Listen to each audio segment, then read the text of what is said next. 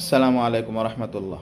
আমি মুফতি মাসুম বিল্লাহ বিসমিল্লাহ বিকল্প চিকিৎসা সেন্টার থেকে আজকে আপনাদের সামনে আলোচনা করব বিবাহের আমল নিয়ে।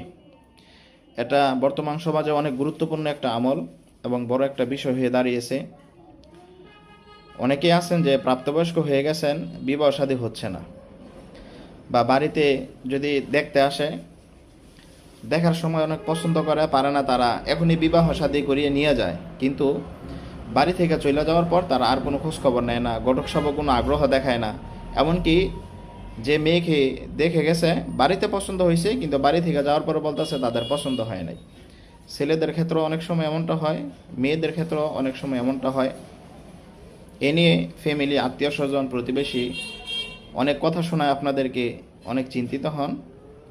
তাদের জন্য সহজ একটা আমল হলো খুব দ্রুত বিবাহ হওয়ার জন্য কেউ যদি এই আমলটা আল্লাহ তাআলার প্রতি একিন নিয়ে নিয়মিত করেন, ইনশাল্লাহ 41 দিনের ভিতরে তার ভালো জায়গায় বিবাহ হয়ে যাবে।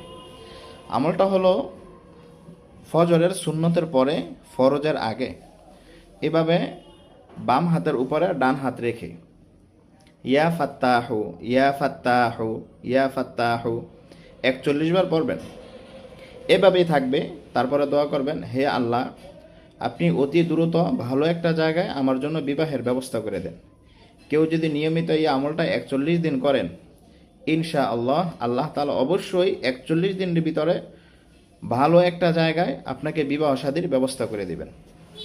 যদি আপনাকে কেউ কালো জাদুও করে থাকে বা আপনার বিবাহ বন্ধও করে থাকে, তাহলে এই আমলের উসিলায় ইনশাল্লাহ অবশ্যই আল্লাহ তাআলা আপনাকে কালো জাদু থেকে মুক্ত করে ভালো একটা জায়গায় বিবাহের ব্যবস্থা করে দেবেন।